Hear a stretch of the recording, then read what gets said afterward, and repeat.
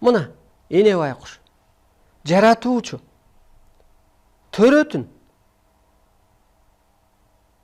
Онтогонун бер жактан уксаң жаның чыгат.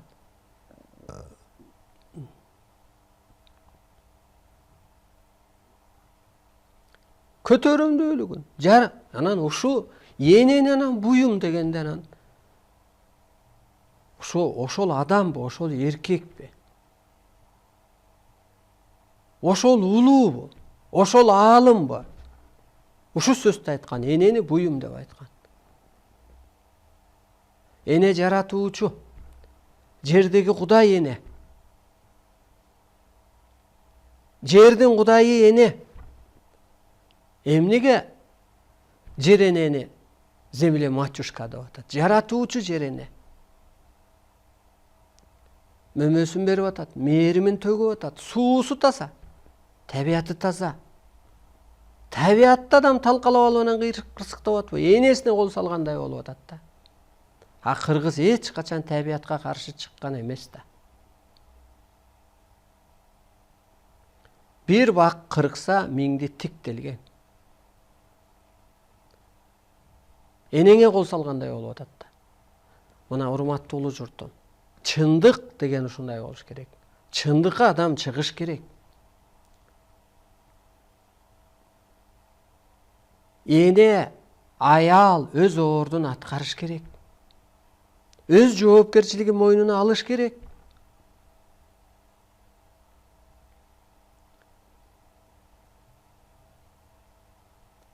Энелер эмне болуп алдык бүгүнкү күндө? Пендечилик жашоого түшүп алдык. Аалам экенибизди Кудайдан кийинки кереметтүү, сыйкырлуу, Кудай ак, Кудай чындык. Ошо ак экениңди эне, чындык экениңди билбей, анан кырсыктап атасың. Жалган адам, айткан адам жакыр болот деп берилет ааламда. Чын да. А ким жалган айтат десе, жан дүйнөсү жарды адам жалган айтат. Жакыр болбойун десең, кел сен. Жалган иште эмес, жалган сөздө эмес.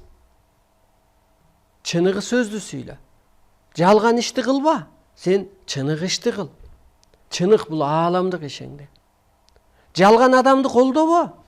Бир тууганың болсо дагы, чынык адамды колдо. Жаман адам өзү жок, жан дүйнөсү жарды адам бар.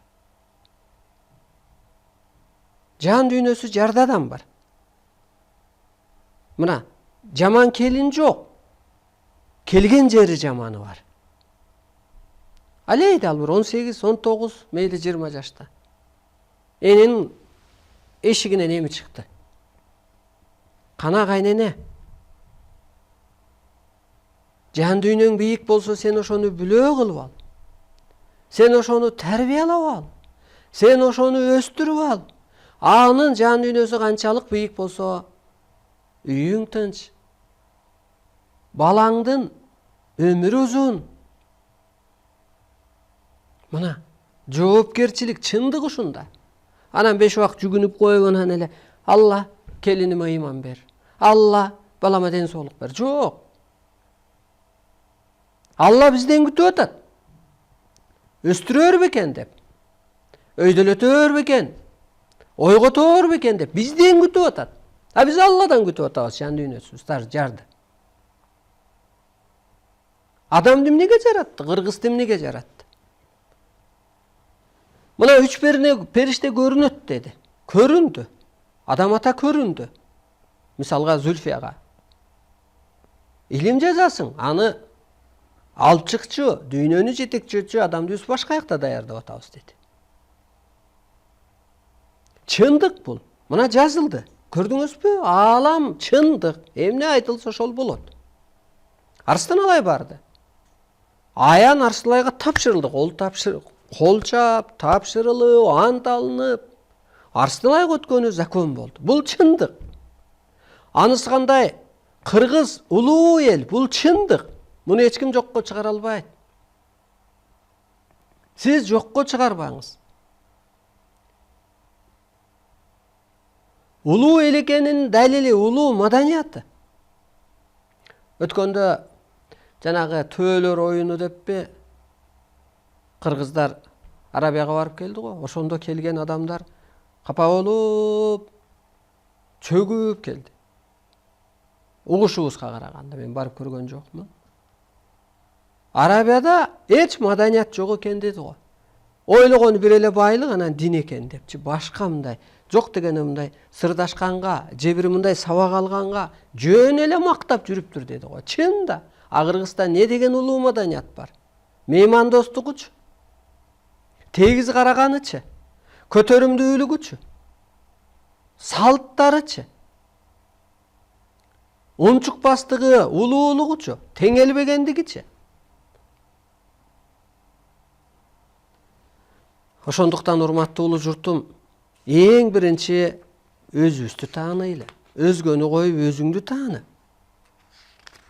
Өзүңдү таанысаң, анан ар жакта ишиңеби, жолуңабы,